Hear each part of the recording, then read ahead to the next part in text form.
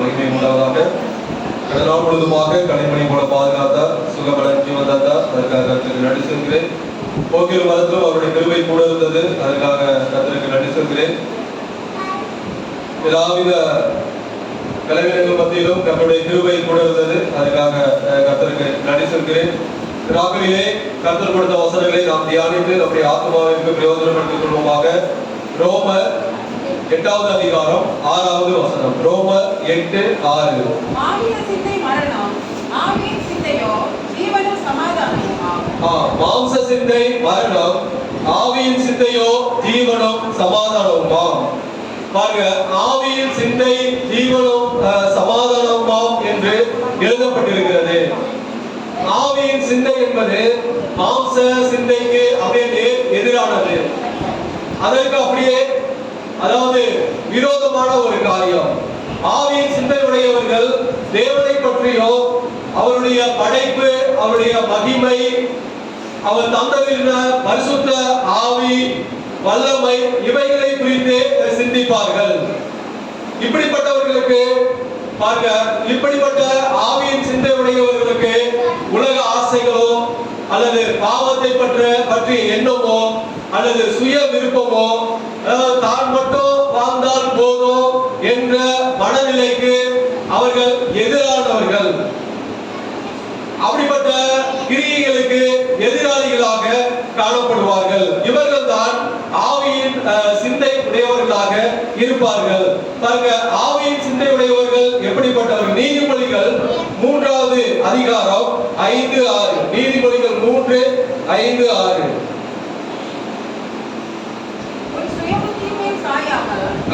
முழு இதயத்தோடும் கர்த்தரில் நம்பிக்கையாக இருந்து உன் வழிகளில் எல்லாம் அவரை நினைத்துக் கொள், அப்பொழுது அவர் உன் பாதைகளை செவ்வாய்ப்படுத்துவார். பாருங்க, ஆவியின் சிந்தையுடையவர்கள் தேவன் அதாவது கடவுளின் திட்டத்திற்கு முழுவதுமாக ஒப்பு கொடுப்பவர்கள்.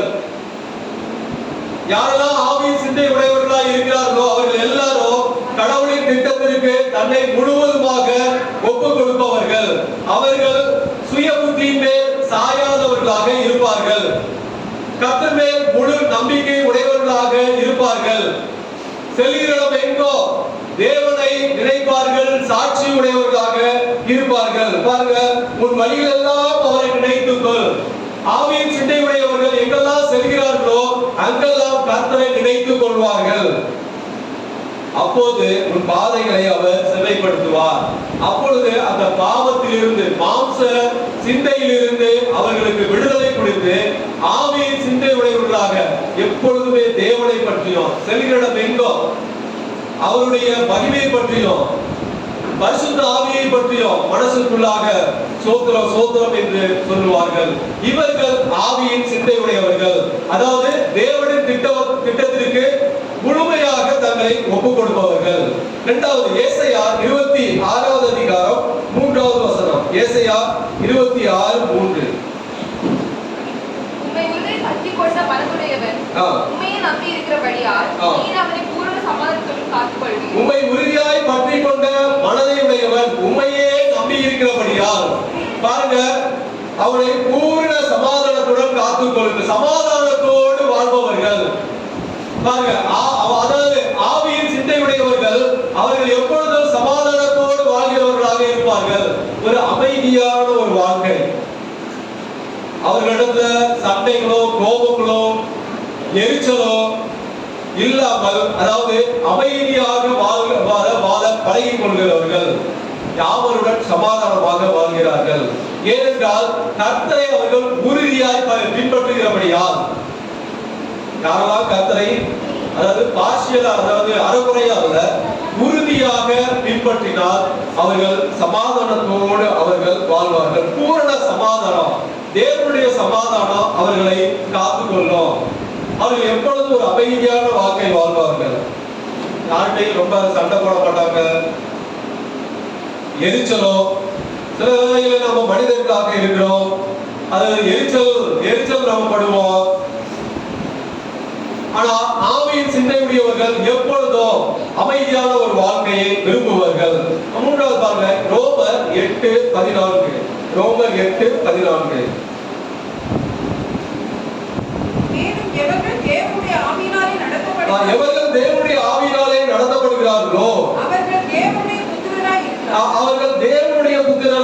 பரிசுத்த ஆவியினால் நடத்தப்படுகிறவர்கள். ஆவியின் சிந்தை உடையவர்கள் யார் என்றால் பரிசுத்த ஆவியினால் அவர்கள் நடத்தப்படுகிறவர்கள். பரிசுத்த ஆவி என்றால் நமக்குள்ளாக பரிசுத்த ஆவியை பெற்றிருக்கிறோம். அவர்கள் அந்த பரிசுத்த ஆவியினாலே அவர்கள் நடத்தப்படுவார்கள். அப்படி ஆவியின் சிந்தை இல்லாமல் மாம்ச சிந்தை உடையவர்கள் அசுத்த ஆவியினால் பிசாசினால் நடத்தப்படுவார்கள். அவர்கள்ட்ட பாருங்க, எப்பொழுதும் துர்செய்கைகள், துன்மார்க்கமான எண்ணங்கள், யாரை எப்பொழுது என்ன செய்யலாம் என்று ஒரு அசுத்த எண்ணம் உடையவர்களாக இருப்பார்கள். இவர்கள் மாம்ச சிந்தை உடையவர்கள். அப்ப பரிசுத்த ஆவியினால் நடத்தப்படுகிறவர்கள் ஆவியின் சிந்தை உடையவர்களாக இருப்பார்கள். இன்றைய தினத்திலே ஆவியின் சிந்தையோடு முன்மாதிரியாய் வாழ்ந்த பரிசுத்தவான்களை குறித்து இந்த நாட்களிலே நாம் வேதத்திலே தியானிப்போம். அதாவது ஆவியின் சிந்தையோடு முன்மாதிரியாய் வாழ்ந்த பரிசுத்தவான்கள், வேதத்தில் எழுதப்பட்ட பரிசுத்தவான்களை குறித்து இந்த நாட்களிலே நாம் சற்று விரிவாக தியானிப்போம்.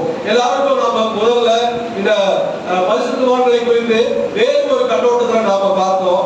இப்பொழுது அவர்கள் ஆவியின் சிந்தையோடு முன்மாதிரியாய் வாழ்ந்த பரிசுத்தவான்களை குறித்து இந்த நாட்களிலே சற்று தியானிப்போம். ஆதியாகமம் 15வது அதிகாரம் 6வது வசனம். ஆதியாகமம் 15:6.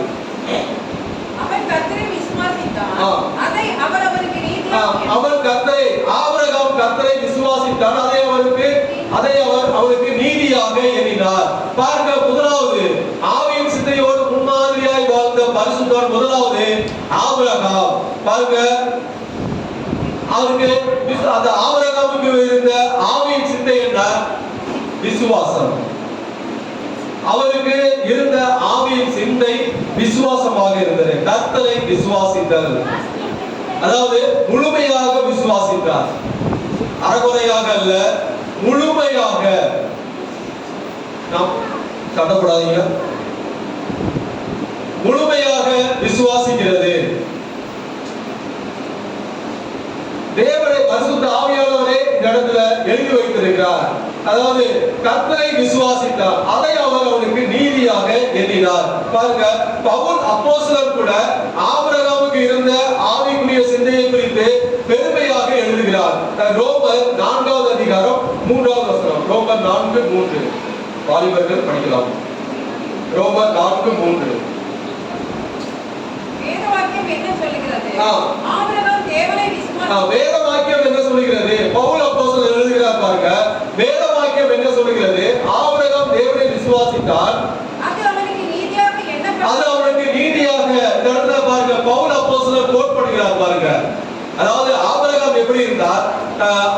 அதாவது அவருடைய ஆவியின் சிந்தை குறித்து தேவனை விசுவாசித்தார். இதுதான் ஆபிரகாமுக்கு இருந்த ஆவியின் சிந்தை, விசுவாசம், முழுமையாக விசுவாசித்தல்.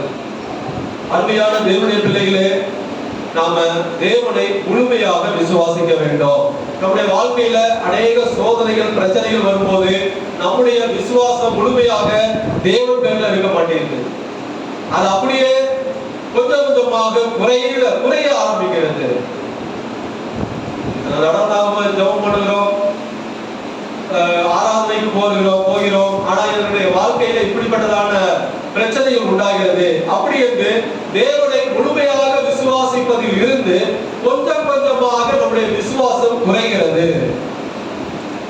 பாருங்க, விசுவாசம், கர்த்தரை முழுமையாக நீங்கள் விசுவாசித்தால் அவர்கள் நீதியான வாழ்க்கை வாழ, அதாவது நமக்கு நீதியான வாழ்க்கை இந்த உலகத்துல வாழ வேண்டுமா, நாம தேவனை விசுவாசிக்க வேண்டும். அடிப்படை தேவை, நம்முடைய நீதியான வாழ்க்கைக்கு அடிப்படை தேவை விசுவாசம். யாரெல்லாம் தேவனை விசுவாசிக்கிறார்களோ அவர்கள் நீதியான வாழ்க்கை வாழ்பவர்கள், நீதியை விரும்புகிறவர்கள், அநீதிக்கு எதிரானவர்கள்.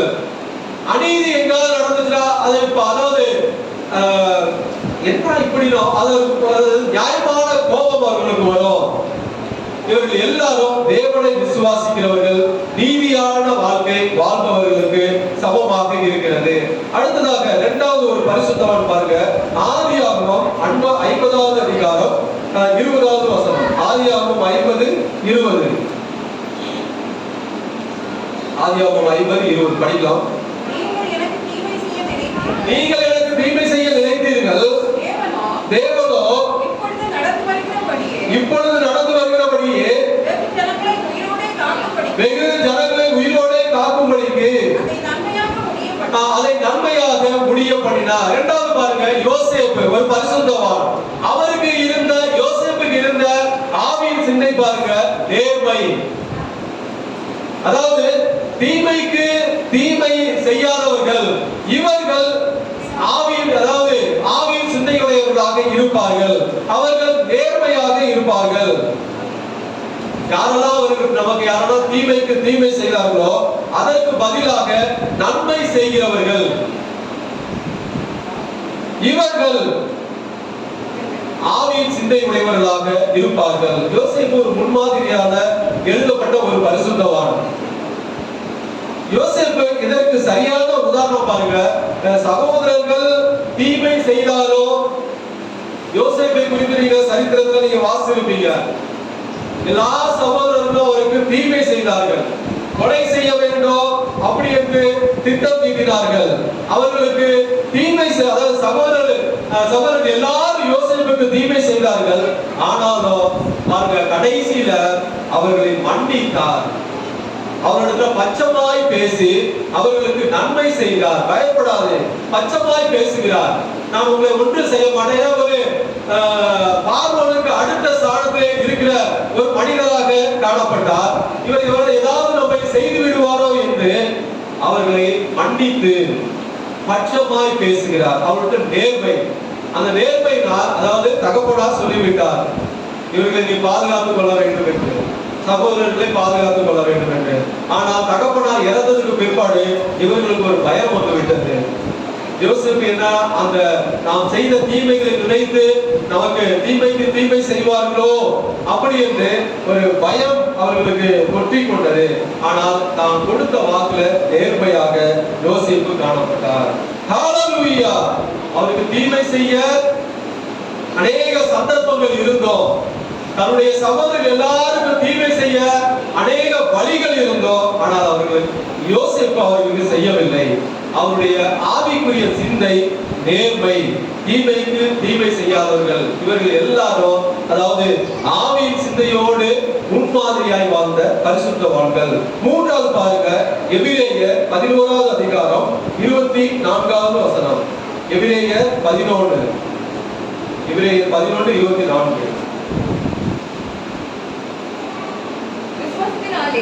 மோசே தான் பெரியவனான போது பார்வோனுடைய குமாரத்தின் மகன் எனப்படுவதை வெறுத்து, பார்வோனுடைய குமாரத்தின் மகன் எனப்படுவதை வெறுத்து. பாருங்க 26 படிக்கலாம்.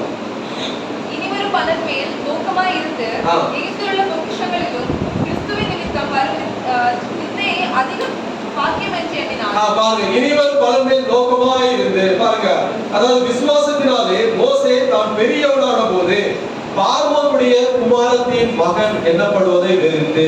அதாவது மோசேக்கு இருந்த ஆவியின் சிந்தை என்ன? தாழ்மை. அதாவது பெரிய ஒரு ஸ்தானத்துல இருக்கிறார். அந்த ஸ்தானத்துல இருந்த போதும் அவர் தன்னை வெறுக்கிறார். அப்ப அவர் ஒரு தாழ்மையை, அவர் தாழ்மையான ஒரு மனிதராக அந்த ஆவியின் சிந்தையை வெளிப்படுத்துகிறார். அருமையான தேவனுடைய பிள்ளைகளே, இயேசுவானவர் தேவனுடைய குமாரன் என்று தன்னை வெறுத்தது போல மோசேயானவரோ தன்னை அதாவது பார்வோனுடைய குமாரத்தின் மகன் என்னப்படுவதை வெறுத்து அந்த ஸ்தானத்தை முதலி.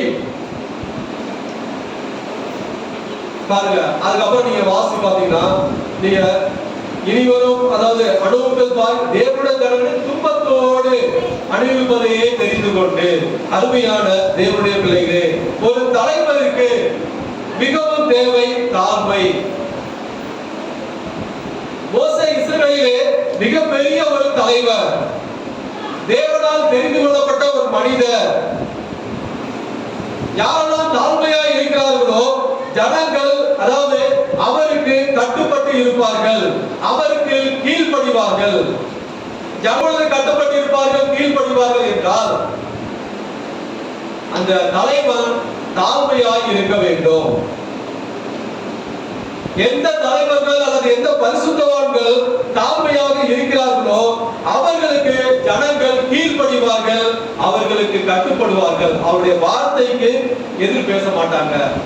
சொல்லிட்டாங்க, இந்த தலைவர் இந்த லீடர் சொல்லிட்டார், அதனால எதிர் பேசக்கூடாது. இல்ல ஒரு பரிசுத்தவான் அவர் சொல்லிவிட்டார், அதனால எதிர்த்து பேசக்கூடாது, அதற்கு அவருடைய வார்த்தைக்கு கீழ்ப்படிவோம் அப்படி என்று, அதாவது யாருக்கு வரும் என்றால் அந்த பரிசுத்தவான்கள் தாழ்மையாக இருக்க வேண்டும், தாழ்மையை அறிந்து கொள்ள வேண்டும். இந்த நாட்கள்ல பாருங்க, நாம் அநேக தலைவர்களை பார்க்கிறோம், ஆனால் அநேக பரிசுத்தவான்களை பார்க்கிறோம், அவர்களுக்கு தாழ்மை இல்லாததினால் தன்னுடைய அதாவது ஸ்தானத்தையும் இழந்து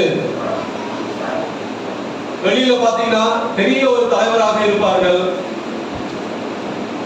தன்னுடைய ஸ்தானத்தையும் இழந்து பரிசுத்தவான்கள் வந்து தன்னுடைய ஊழியத்தையும் இழந்து இருப்பார்கள். ஏனென்றால் அவர்களுக்கு தாழ்மை இருக்காது. இதுல இந்த விஷயத்துல பாத்தீங்கன்னா நமக்கு பாருங்க, இப்ப நம்ம ஸ்டாலின் அவர் சிஎம் ஸ்டாலின் பாருங்க, அநேக முறை இதை குறித்து, அதாவது தன்னுடைய அப்பா, உடனே நான் டிஎம்கே ஆள் நினைச்சிடாதீங்க, அப்படிலாம் இல்ல, தன்னுடைய அப்பா இறந்த பிற்பாடு அந்த சீனியர்ஸ் எல்லாம் பாத்தீங்கன்னா பெரிய பெரிய உள்ள எல்லாம் பெரிய பெரிய ஆளுங்க, அவர்களுக்கு அதாவது அவர்கள் எல்லாத்தையும் அந்த கட்சியை விட்டு போகாம அப்படியே பாதுகாத்துக்கிட்டார். ஏனென்றால் அவர் எல்லா அந்த சீனியர்ஸ் அந்த முன்னாடி இருந்த அந்த மினிஸ்டர்ஸ் எல்லாத்தையும் உள்ளுக்குள்ள 1000 பிரச்சனை இருக்கலாம், அது உள்ளுக்குள்ள எல்லாம் இருக்கலாம், ஆனா வெளியில அதாவது மீடியா முன்னாடி அப்படி யாரும் இவர் கொடுக்கிற மரியாதையை கொடுத்தார்.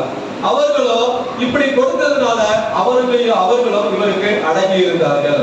அருமையான தேவனுடைய பிள்ளைகளே, அதுபோல நம்ம நடத்துகிற பரிசுத்தவான்கள் தாழ்மையாக இருக்கும் போது அவருக்கு அந்த ஜனங்கள் கீழ்ப்படிவார்கள், அவருக்கு கட்டுப்படுவார்கள். அருமையான தேவனுடைய பிள்ளைகளே, இந்த நாட்கள்ல நாம தாழ்மையை தெரிந்து கொள்ள வேண்டும். நம்முடைய அதாவது வீட்டு தலைவர் தாழ்மையாக இருந்தால் அவருடைய மனைவி, அவருடைய பிள்ளைகள் எல்லாரும் அவருக்கு கட்டுப்படுவார்கள். அப்படி இல்லாம இருக்கும்போது அதாவது பயங்கரமாக சண்டை ஒரு எதிர்த்து பேசுவார்கள், இந்த மாதிரி ஒரு சூழ்நிலை உண்டாகும். அதாவது மோசேக்கு இருந்த ஆவியின் சிந்தை நமக்கும் இந்த நாட்களிலே அந்த தாழ்மையை நாம தெரிந்து கொள்ள வேண்டும். நான்காவது பாருங்க, சங்கீதம் 63:1. நாலாவது ஒரு பரிசுத்தவான், சங்கீதம் 63:1. தேவனே, நீர் என்னுடைய தேவன், அதிகாலமே உம்மை தேடுகிறேன். வறண்டதும் விடாய்த்ததும் தண்ணீரற்றதுமான நிலத்திலே என் ஆத்மா உம்மேல் தாகமாய் இருக்கிறது, என் மாம்சமானது உம்மை வாஞ்சிக்கிறது. அடுத்த ஒரு பரிசுத்தவான் பாருங்க, தாவீது. அவருக்கு இருந்த ஆவியின் சிந்தை பாருங்க, தேவனை தேடுதல், அதாவது தேவனை தேட வேண்டும் எல்லா சூழ்நிலைகளிலும். இதுதான் ரொம்ப முக்கியம். எல்லா சூழ்நிலைகளிலும் தேவனை தேட வேண்டும். தேவனை தேடுகிறதுல தாவீது அதாவது கைவிடவே இல்லை, தேவனை விட்டுவிடவே இல்லை. அது பாருங்க, பாவம் செய்த போதும் அவர் தேவனை தேடுவதை மறக்கல. பாவம் செய்து விட்டார், பெரிய ஒரு பாவத்தை செய்து விட்டார். அதாவது உண்மையாக அவர் மனம் திரும்பி தனது பாவத்தை, தனது தோல்வியை, அதாவது பாவங்கிறது ஒரு தோல்வி மாதிரி, ஒரு செயலை செய்யும் போது நம்ம எப்படி நமக்கு தோல்வி வருகிறதோ அது போல நம்ம பாவம் செய்யும் போது ஆவிக்குரிய வாழ்க்கையில ஒரு தோல்வி வரும். அதை ஒப்புக்கொண்டு அறிக்கையிட்டு தேவனிடத்துல மறுபடியும் சேர்ந்தார். பாவம் செய்ததினால் தேவனை விட்டு அவர் தூரமாக போகல. இந்த நாட்கள்ல பாருங்க, நம்ம ஏதாவது ஒரு பாவம் செய்து விட்டோம் என்றால் அப்படியே நம்ம தேவனை விட்டு கொஞ்சம் கொஞ்சமாக விலகி போய்விடுவோம். இது எல்லாருடைய வாழ்க்கையிலே இருக்கிறது. பாவம் செய்யாத வரைக்கும் தேவனை தேடுவோம், எல்லாம் நம்ம எல்லா சூழ்நிலையிலும் நாம தேவனை தேடுகிறதாக இருப்போம். ஆனா பாவம் செய்யும் போது தேவனை தேடுகிறதுல குறைவுபடுகிறோம். இன்னொரு சூழ்நிலை பாருங்க, அதாவது எந்த சூழ்நிலையில தேவனை தேடினார் பாருங்க, வனாந்தரத்தில். அவர் ஒரு வனாந்தரம் ஒரு இடத்துல காணப்படுகிறார். அந்த இடம் எப்படி இருக்கும்? வனாந்தரம் வறண்ட இடமாக இருக்கும். அதாவது விடாய்த்ததும் தாகத்தை தீர்க்க முடியாத ஒரு சூழ்நிலை. அதுதான் இங்கிலீஷ்ல வந்து thirsty land அப்படின்னு போட்டிருப்பாங்க. அப்ப விடாய்த்ததுனா அவருக்கு தாகம் எடுக்குது, ஆனா தாகத்தை தீர்க்க முடியாத ஒரு சூழ்நிலையில அவர் மாட்டிக்கொண்டார். அடுத்தது பாருங்க, தண்ணீரற்றதுமான, தண்ணீரே இல்லை. அதாவது ஒரு கிணறு இல்ல, ஒரு ஒட்டகம் வனாந்தரத்துல போகும்போது ஒட்டகம் அந்த தண்ணி இருக்கு, அதுவும் இல்ல. அப்படி வனாந்தரத்துல இவர் அலைந்து அந்த சூழ்நிலையிலும் தேவனை தேடுகிறார். பாருங்க, தேவனே என்னுடைய நீரே என்னுடைய தேவன், அதிகாலமே உம்மை தேடுகிறேன். வனாந்தரத்துல எந்திரிச்சு அதிகாலையிலே அவர் எந்திரிச்சு தேடுகிறார். பாருங்க, அப்ப அவருடைய தேவனை தேடுதல் எப்படி இருக்கும் பாருங்க. அவருடைய ஆவிக்குரிய சிந்தை எப்பொழுதும் தேவனை தேட வேண்டும், தேவனை தேட வேண்டும். எந்த சூழ்நிலையிலும், எல்லா சூழ்நிலையிலும் நாம் தேவனை தேட வேண்டும். அப்படி என்ற ஒரு சிந்தை, ஆவியின் சிந்தை தாவீதுக்கு இருந்தது. அருமையான தேவனுடைய பிள்ளைகளே, இந்த நாட்கள்ல தேவனை தேடுகிறதுல நம்முடைய ஆவியின் சிந்தை எப்படி காணப்படுகிறது? ஐந்தாவது ஒரு பரிசுத்தவான் பாருங்க, தானியேல் 6வது அதிகாரம் 10வது வசனம். தானியேல் 6:10.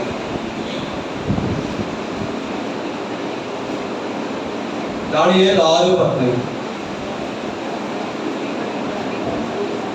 தானியேலோ என்றால் அந்த பத்திரத்துக்கு கையெழுத்து வைக்கப்பட்டது என்று அறிந்த போதிலும் தன் வீட்டுக்குள்ளே போய் தன் மேல் அறையிலே எருசலேமுக்கு நேராக பலகணிகள் திறந்திருக்க அங்கே தான் முன் செய்து வந்தபடியே தினம் 3 வேளையும் தன் தேவனுக்கு முன்பாக முழங்கால் படியிட்டு ஜெபம் பண்ணி ஸ்தோத்திரம் செலுத்தினார். பாருங்க, அடுத்த ஒரு பரிசுத்தவான் தானியேல். அவருக்கு இருந்த ஆவியின் சிந்தை என்ன? ஜெபித்தல்.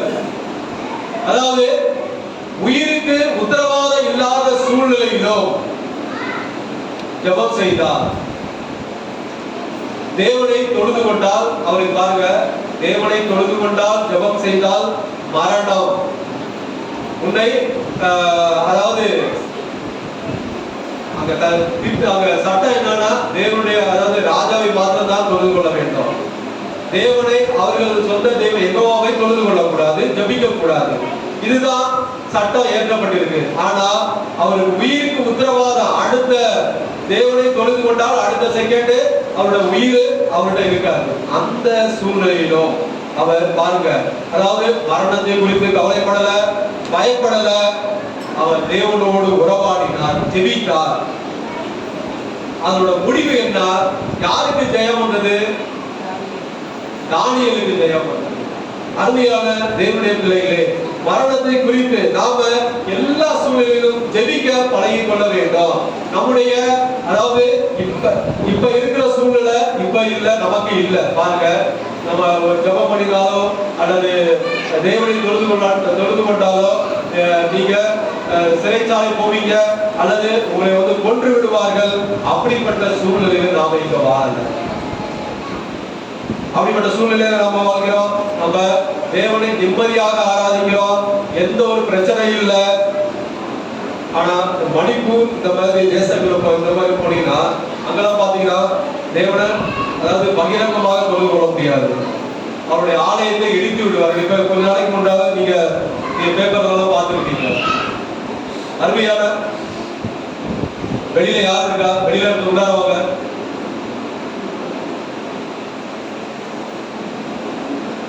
அப்படிப்பட்டதான, அதாவது மரணத்தை குறித்து கவலைப்படல, பயப்படல. அவர் தேவனோடு உறவாடினார், ஜெபித்தார். முடிவு ஜெயமாக இருந்தது. அருமையான தேவனுடைய பிள்ளைகளே, தானியேலுக்கு இருந்த ஆவியின் சிந்தை ஜெபம், ஜெபிக்கிறது. அடுத்ததாக பாருங்க, பிலிப்பியர் 1வது அதிகாரம் 21வது வசனம். பிலிப்பியர் 1:21.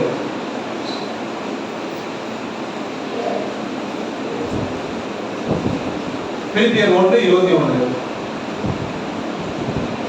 படிக்கலாம். கிறிஸ்து எனக்கு ஜீவன், சாவு எனக்கு ஆதாயம். பாருங்க, அடுத்த ஒரு பரிசுத்தவான் பவுல். அவருக்கு இருந்த ஆவியின் சிந்தை பாருங்க, கிறிஸ்துவை சார்ந்து வாழ்ந்தல். அவர் கிறிஸ்துவையே சார்ந்து வாழ்ந்தார். அதனாலதான் சொல்லுகிறார், கிறிஸ்து எனக்கு ஜீவன், அவர்தான் எனக்கு ஜீவன், அவர்தான் எனக்கு உயிர் என்று பவுல் அப்போஸ்தலர் சொல்லுகிறார். பாருங்க, பவுல் அப்போஸ்தலர் மாதிரி கிறிஸ்துவுக்காக பாடுபட்ட கஷ்டப்பட்ட அப்போஸ்தலர் வேற யாருமே இல்ல. எல்லா அப்போஸ்தலர்களும் மற்ற அப்போஸ்தலர்கள் கிறிஸ்துவுக்காக உயிரை மாய்த்தார்கள், அதெல்லாம் சொல்லுவதில்லை. ஆனா இவர் பட்ட, இந்த பவுல் அப்போஸ்தலர் பட்ட கஷ்டங்கள் பாடுகள் மாதிரி வேற எந்த அப்போஸ்தலரும் அவர் அனுபவிக்கவில்லை. இவர் அதிகமாக கிறிஸ்துவுக்காக அனுபவித்தார். ஏனென்றால் இவருக்கு இருந்த ஆவியின் சிந்தை கிறிஸ்துவை சார்ந்து வாழ்ந்தல், கிறிஸ்துவையே சார்ந்து வாழ்ந்தார். அருமையான, அதனாலதான் சொல்லுகிறார் பாருங்க, 2 கொரிந்தியர் 11வது அதிகாரம் 23வது வசனம். 2 கொரிந்தியர் 11:23.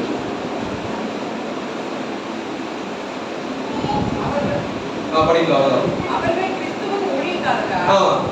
நான் அதிகம் நான் அதிகமாய் பிரயாசப்பட்டவர், அதிகமாய் அடிபட்டவர், அதிகமாய் காவலில் வைக்கப்பட்டவர், அநேக தரம் மரண அவதியிலும்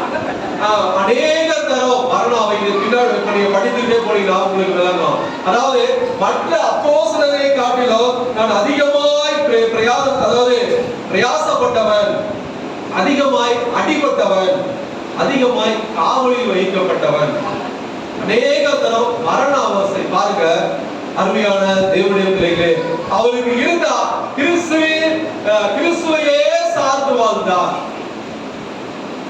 இந்த நாட்கள்ல நாம யாரை சார்ந்து வாழ்கிறோம்? கிறிஸ்துவை சார்ந்து வாழ்கிறோமா? யாரெல்லாம் கிறிஸ்துவை சார்ந்து வாழ்கிறீர்களா? யாரெல்லாம் கிறிஸ்துவை சார்ந்து வாழ்கிறார்களோ அவர்கள் எல்லாருக்கும் துன்பங்கள் வரும், கஷ்டங்கள் வரும், பிரச்சனைகள் வரும். ஆனா அவர்கள் எல்லாவற்றிலும் முடிவு ஜெயமாக இருக்கும். கிறிஸ்துவுக்காக, கிறிஸ்து எனக்கு ஜீவன், சாவு எனக்கு ஆதாயம், இப்படித்தான் அவருடைய வாழ்க்கை இருந்தது. இந்த நாட்கள்ல நாம அப்படிப்பட்டதான ஒரு ஆவியின் சிந்தை, எப்பொழுதும் கிறிஸ்துவை சார்ந்து வாழ வேண்டும். அந்த ஆவியின் சிந்தையை நாம பெற்றுக்கொள்ள வேண்டும். எல்லா சூழ்நிலையிலும் மரணமே வந்தாலும் கிறிஸ்துவை சார்ந்து. நமக்கு பாருங்க, ஒரு ஏற்கனவே சொல்ற மாதிரி ஒரு கஷ்டம் வந்துச்சுன்னா உடனே போதும் நாம கிறிஸ்துவை விட்டு விலகி போயிடுறோம். ஏதாவது ஒரு பாவம் பண்ணிட்டா கிறிஸ்துவை விட்டு விலகி போயிடுறோம். ஏதாவது நமக்கு ஒரு தீமை வந்து விட்டா கிறிஸ்துவை விட்டு விலகி போயிடுறோம். ஆனால் பவுல் அப்போஸ்தலர் இல்ல, எனக்கு சாவே வந்தாலும் கிறிஸ்து எனக்கு ஜீவன். அந்த கிறிஸ்துவை சார்ந்து, அவரையே சார்ந்து பவுல் அப்போஸ்தலர் வாழ்ந்தது போல நாமும் கிறிஸ்துவை சார்ந்து வாழ வேண்டும். இதுதான் அவருக்கு இருந்த ஆவிக்குரிய சிந்தை, கிறிஸ்துவை சார்ந்து வாழ்தல். அப்போஸ்தலர் 7வது அதிகாரம் 60வது வசனம். அடுத்த ஒரு பரிசுத்தம் பாருங்க, அப்போஸ்தலர் 7:60. அவனோ முழங்கால் படியிட்டு, ஆண்டவரே இவர்கள் மேல் இந்த பாவத்தை சுமத்தாதிரும், ஆண்டவரே இவர்கள் மேல் இந்த பாவத்தை சுமத்தாதிரும் என்று மிகுந்த சத்தமிட்டு சொன்னார். இப்படி சொல்லி நிந்தை அடைந்தார். அடுத்த ஒரு பரிசுத்தவான் பாருங்க, ஸ்தேவான். அவருக்கு இருந்த ஆவியின் சிந்தை பாருங்க, இரக்கம். அதாவது இரக்கம், அவருக்கு இருந்த ஆவியின் சிந்தை மற்றவர்களுக்காக மன்றாட்டு ஜெபம் செய்கிறார். அதாவது மற்றவர்களுக்காக என்ன மன்றாட்டு ஜெபம் செய்கிறார் பாருங்க, ஆண்டவரே இவர்களுக்கு இரங்கும், என்னுடைய இரக்கத்தை இவர்களுக்கு காண்பிக்கும், இவர்களுக்கு இரங்கும், இவர்களுமே இந்த பாவத்தை சுமத்தாதீரும். இவர்கள், அதாவது நான் சாவதற்கு காரணமான இவர்கள் தான் என் மேல கல் எறிந்தார்கள், இவர்களுக்கு இந்த பாவத்தினுடைய தண்டனையை இவர்களுக்கு கொடுக்க வேண்டாம் அப்படி என்று இறங்குகிறார். பாருங்க, பாவத்தை மன்னிக்கும்படியாக. இது எல்லாருக்கும் இப்ப நாட்கள்ல பாருங்க, நாம எப்படி ஜெபம் செய்கிறோம்? நமக்கு விரோதமாக யாராவது கிரியை செய்தாலே நாம எப்படி ஜெபம் செய்கிறோம்? நம்முடைய ஜெபம் எப்படி இருக்கு பாருங்க, ஆண்டவரே இவரை தண்டியும், சும்மா விட்டாத, நீ இவரை சும்மா விட்டனா நான் உன்கிட்ட வரமாட்டேன், நான் உன்கிட்ட ஜெபிக்க மாட்டேன். இப்ப நமக்கு யாராவது நமக்கு விரோதமாய் யாராவது கிரியை செய்துட்டாங்களோ அல்லது ஏதோ ஒரு செஞ்சுட்டான்னு வச்சுங்க, பக்கத்து வீட்டுல இல்ல வேற ஏதாவது சொந்தக்காரங்க அல்லது நமது நெருங்கிய நண்பர்கள் நமக்கு விரோதமாக யாராவது செஞ்சுட்டாங்க, ஆண்டவரே இவரை தண்டியும் தண்டியும் தண்டியும் தான் ஜெபம். ஒண்ணு இல்லாம போகட்டும், நாசமா போகட்டும். அப்படி இல்லை. அந்த இரக்கம், ஆவியின் சிந்தை, சேவானுக்கு இருந்த அந்த ஆவியின் சிந்தை, இரக்கம் நமக்கும் இந்த நாட்களில் அதாவது இருக்க வேண்டும். மற்றவர்களுக்காக மன்றாட்டு ஜெபம் செய்கிறது. அதாவது ஆண்டவரே இவர்களுக்கு இறங்கும், இவர்களுக்கு மன்னியும், இவர்களுக்கு மன்னியும். அந்த பாவத்தை மன்னிக்கும்படியாக அவருக்கு அந்த சிந்தை இருந்தது. இந்த நாட்களிலே அதே ஆவிக்குரிய சிந்தை நமக்கும் மற்றவர்களுக்காக இறக்க வேண்டும், மற்றவர்களுக்காக மன்றாட்டு ஜெபம் செய்ய வேண்டும். அவர்களுடைய பாவத்தை மன்னிக்கும்படியாக நமக்கு விரோதமாய் அநேக கிரியை செய்தால் அவர்களுக்காக நாம ஜெபம் செய்ய வேண்டுமே ஒழிய அவர்களை தண்டியோ அவர்களை சும்மா விடாதிரும் அப்படி என்று நாம ஒருபோதும் சொல்லக்கூடாது. இது அடுத்ததாக பாருங்க, லூக்கா 1வது அதிகாரம் 38வது வசனம். லூக்கா 1:38. அடுத்த ஒரு பரிசுத்த வாட்டி பாருங்க, லூக்கா 1:38. அதற்கு மரியாள், இதோ நான் ஆண்டவருக்கு அடிமை, இதோ நான் ஆண்டவருக்கு அடிமை, உம்முடைய வார்த்தையின்படி எனக்கு ஆவி கடவுள் என்றாள். அப்பொழுது தேவதூதன் அவளிடத்தில் இருந்து போய்விட்டார். இதோ நான் ஆண்டவருக்கு அடிமை. அடுத்த ஒரு பரிசுத்தவாட்டி பாருங்க, மரியா, இயேசுவின் தாயாகிய மரியா. பாருங்க, அந்த மரியாளுக்கு இருந்த ஆவியின் சிந்தை என்ன? ஆண்டவருக்கு முழுவதுமாக ஒப்பு கொடுத்தல். ஆண்டவருக்கு எப்படி ஒப்பு கொடுத்தார் என்றால் முழுவதுமாக ஒப்பு கொடுத்தார். எப்படி? ஆண்டவருக்கு அடிமை. நான் ஆண்டவருக்கு அடிமை. அடிமை என்றால் என்ன? பாருங்க, எஜமான் சொல்லுகிற எல்லா காரியத்தையும் செய்ய வேண்டும். அடிமை என்றால் என்ன? எஜமான் என்னெல்லாம் காரியம் சொல்லுகிறாரோ அவர்கள் அந்த காரியத்தை எல்லா காரியத்தையும் செய்ய வேண்டும். கேள்வி கேட்க கூடாது, மீறி ஒரு வார்த்தையும் சொல்லக்கூடாது. இதுதான் அடிமை. அவர் என்ன சொல்லுகிறாரோ அப்படியே கீழ்ப்படிய வேண்டும். அது போலதான், அதாவது மரியாதை தான். ஆண்டவரே, இவர் யாருக்கு அடிமை என்று சொல்கிறார்? ஆண்டவருக்கு. மனிதர்களுக்கு அடிமை என்று சொல்லல. ஆண்டவரே உமக்கு அடிமை, நான் உமக்கு அடிமை, நீ சொல்லுகிற எல்லா காரியத்தை நான் செய்கிறேன். முழுவதுமாக ஆண்டவருக்கு ஒப்பு கொடுத்தார். அருமையான தேவனுடைய பிள்ளைகளே, அதாவது தன்னையே அர்ப்பணிக்கிறது, தன்னையே சமர்ப்பிக்கிறது. யாருக்கு என்றால் மற்றவர்களுக்கு இல்ல. கணவன் மனைவிக்கும், மனைவி கணவன், இதற்கு 2 பேரும் சரி, அதாவது பகிர்ந்து 2 பேரும் இருக்க வேண்டும். அது ஆனால் இவர் சொல்லுகிறார் பாருங்க, ஆண்டவரே நான் உமக்கு அடிமை. அருமையான தேவனுடைய பிள்ளைகளே, தன்னையே தேவனுக்கு, ஆண்டவருக்கு முழுவதுமாக ஒப்பு கொடுத்த இந்த காரியத்துல நாம முழுவதுமாக அந்த மரியாதை போல, ஆண்டவரே நான் உமக்கு அடிமை, உமக்கு நான் முழுவதுமாக ஒப்பு கொடுக்கிறேன் என்று நாம ஒப்பு கொடுக்கும் போது இந்த ஆவிக்குரிய சிந்தை நமக்கும் இந்த நாட்களிலே வேண்டும். அடுத்ததாக பாருங்க, யோவான் 4வது அதிகாரம் 34வது வசனம். யோவான் 4:34. இயேசு அவர்களை நோக்கி, நான் என்னை அனுப்பினவருடைய சித்தத்தின்படி செய்து அவருடைய கிரியை முடிப்பது எனக்கு போஜனமா இருக்கிறது. இயேசு அவர்களை நோக்கி, நான் என்னை அனுப்பினவருடைய சித்தத்தின்படி செய்து அவருடைய கிரியை முடிப்பதே என்னுடைய போஜனமாய் இருக்கிறது. அடுத்த ஒரு பாருங்க, கர்த்தராகிய இயேசு கிறிஸ்து. அவருக்கு இருந்த ஆவியின் சிந்தை என்ன? அதாவது அவருக்கு இருந்த ஆவியின் சிந்தை, ஆபிரகாமுக்கு இருந்த ஆவியின் சிந்தை இருந்தது விசுவாசம். யோசேப்புக்கு இருந்த ஆவியின் சிந்தை நேர்மை, தீமைக்கு தீமை செய்யல, அது இருந்தது.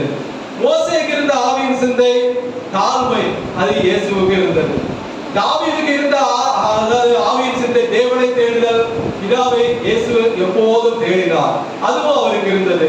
தானியேலுக்கு இருந்த ஆவியின் சிந்தை ஜெபித்தல், அது இயேசுவுக்கு எப்பொழுதும் ஜெபம் பண்ணினார். ஜெபத்திலே எல்லா நேரத்திலும் ஜெபத்திலே அதாவது கழித்தார். அந்த எல்லா சூழ்நிலைகளிலும் அவர் ஜெபித்தார். அடுத்ததாக பவுல் அப்போஸ்தலருக்கு இருந்த ஆவியின் சிந்தை கிறிஸ்துவை சார்ந்து வாழ்தல். இவர் இயேசுவானவர் பிதாவை சார்ந்து வாழ்ந்தார். அந்த ஆவியின் சிந்தை இருந்தது. ஸ்தேவான், அவருக்கு இருந்த ஆவியின் சிந்தை இரக்க குணம். எல்லாரையும் பாருங்க, ஆண்டவரே இவர்களுக்கு மன்னியும். சிலுவையில் இருந்து அவருக்கு சொல்லுகிறார் பாருங்க, ஆண்டவரே இவர்களுக்கு மன்னியும். அந்த ஆவியின் சிந்தை இயேசுவுக்கு இருந்தது. அதாவது இயேசுவின் தாயாகிய மரியாளுக்கு இருந்த ஆவியின் சிந்தை ஆண்டவருக்கு முழுவதுமாக ஒப்பு கொடுத்தது போல இயேசுவானவர் பிதாவுக்கு முழுவதுமாக ஒப்பு கொடுத்தார். கர்த்தராகிய இயேசு மேலே சொன்ன எல்லாவற்றிற்கும் உதாரணம் கர்த்தராகிய இயேசு கிறிஸ்து. மேலே சொன்ன எல்லா ஆவிக்குரிய ஆவியின் சிந்தைக்கு முன்மாதிரியாக வாழ்ந்த பரிசுத்தவான்கள் என்னென்ன ஆவியின் சிந்தையோடு அவர்கள் வாழ்ந்தாரோ அதற்கு எல்லாம் மொத்த குருவம் கர்த்தராகிய இயேசு கிறிஸ்து. ஆண்டவரின் சித்தம் செய்து பிதாவின் கிரியைகள் எல்லாவற்றையும் முடிப்பது கர்த்தராகிய இயேசு கிறிஸ்துவுடைய வேலையாக இருந்தது. சிறு வயதில் இருந்தே, அதாவது அவர் வாலிப நாட்கள்ல கடந்து ஊழியத்திற்கு ஒப்பு கொடுக்கும் போது அவர் பிதாவின் சித்தம் செய்யல. அவர் பிறக்கும் போது சிறு வயதில் இருந்து ஆண்டவரின் சித்தத்திற்கு ஆண்டவரின் சித்தத்தை செய்ய வேண்டும், அதற்காக முழுமையாக ஒப்பு கொடுத்தார். அருமையான தேவனுடைய பிள்ளைகளே, இயேசுவானவர் பாருங்க, அதையே சிந்தித்து அதன்படியே செய்து முடித்தார்.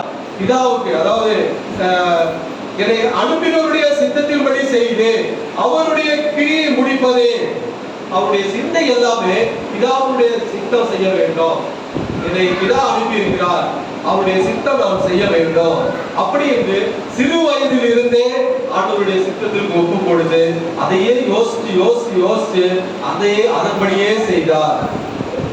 அவர் ஒருபோதும் ஒரு நாளும் பின்னோக்கி பார்க்கவே இல்லை. அவர் இதுதான் ரொம்ப முக்கியம். இயேசுவானவர், கர்த்தராகிய இயேசுவானவர் ஒருபோதும் ஒரு நாளும் எந்த சூழ்நிலையிலும் சிலுவையின் மரண பரியந்தமோ பின்னோக்கி பார்க்கவே இல்லை. ஊழிய நாட்கள்ல பிசாசு சோதனை, அந்த நேரத்திலும் அவர் பிசாசை நோக்கி பார்க்கல, பின்னோக்கி பார்க்கல.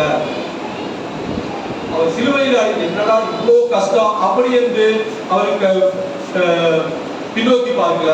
அப்பையும் பிதாவின் சித்தம் நிறைவேற வேண்டும், அதையே அவருடைய கிரியையே செய்து முடிக்க வேண்டும். அப்படி என்று அவர் முழுவதுமாக தன்னை ஒப்பு கொடுத்தார். அருமையான தேவனுடைய பிள்ளைகளே, நாம் எப்படி பாருங்க, நாம் கொஞ்ச நாள் ஆவியில வளருவோம், மறுபடியும் ஒரு சோர்வு உண்டாகும், திரும்பவும் எழுந்திருப்போம், திரும்பவும் ஒரு சோர்வு உண்டாகும், திரும்பவும் எழுந்திருப்போம், திரும்பவும் ஒரு சோர்வு. இப்படியாக நம்முடைய வாழ்க்கை போய்கிட்டு இருக்கிறது.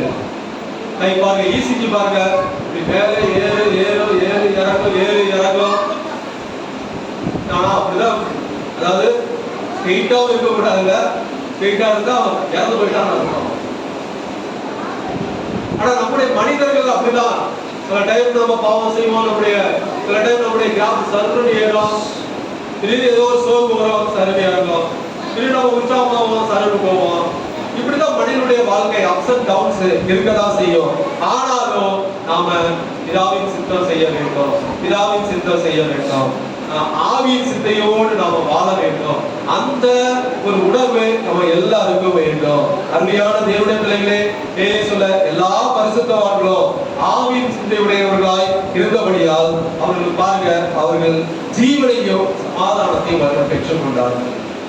ஆவியின் சிந்தையோ ஜீவனும் சமாதானமா பாருங்க, நான் சொன்ன எல்லா பரிசுத்தவான்களும் அவர்கள் ஜீவனையும் சமாதானத்தையும் பெற்றுக்கொண்டார்கள். தங்களுடைய ஜீவனை ஒரு பொருட்டாக அவர்கள் எண்ணவே இல்லை.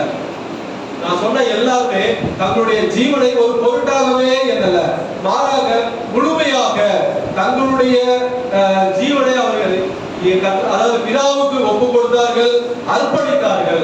இந்த நாட்கள்ல நாமும் நம்முடைய ஜீவனை அதாவது நாம பிதாவுக்கு நன்றாக இயேசுவுக்கு ஒப்பு கொடுக்க வேண்டும். ஆவியின் சிந்தையோ ஜீவனும் சமாதானமா. நம்ம ஆவியின் சிந்தையோடு வாழ்ந்தால் நமக்கு ஜீவன் உண்டு, நமக்கு சமாதானம் உண்டு. அருமையான தேவனுடைய பிள்ளைகளே, இப்படிப்பட்ட ஆவியின் சிந்தையோடு வாழ்ந்து நாம தேவாசீர்வாதத்தை பெற்றுக்கொள்வோமாக. ஆபிரகாமை போல, ஆபிரகாமுக்கு இருந்த ஆவிக்குரிய சிந்தை போல விசுவாசம் நமக்கு இருக்க வேண்டும். யோசேப்புக்கு இருந்த ஆவியின் சிந்தை போல நேர்மை, தீமைக்கு தீமை செய்யாமல் நமக்கு இருக்க வேண்டும். மோசேக்கு இருந்த ஆவியின் சிந்தை தாழ்மை, அந்த ஆவியின் சிந்தை நமக்கு இருக்க வேண்டும். தாவீதுக்கு இருந்த ஆவியின் சிந்தை தேவனை தேடுதல், எல்லா சூழ்நிலையிலும் நம்ம தேவனை தேட வேண்டும், அந்த ஆவியின் சிந்தை நமக்கு இருக்க வேண்டும். தானியேலுக்கு இருந்த ஆவியின் சிந்தை ஜெபம், அவரும் நமக்கு இருக்க வேண்டும். அதாவது பவுலுக்கு இருந்த ஆவியின் சிந்தை கிறிஸ்துவை சார்ந்து வாழ வேண்டும், கிறிஸ்துவையே சார்ந்து வாழ வேண்டும். கிறிஸ்து எனக்கு ஜீவன், சாவு எனக்கு ஆதாயம், அப்படி என்று நாம சொல்ல வேண்டும்.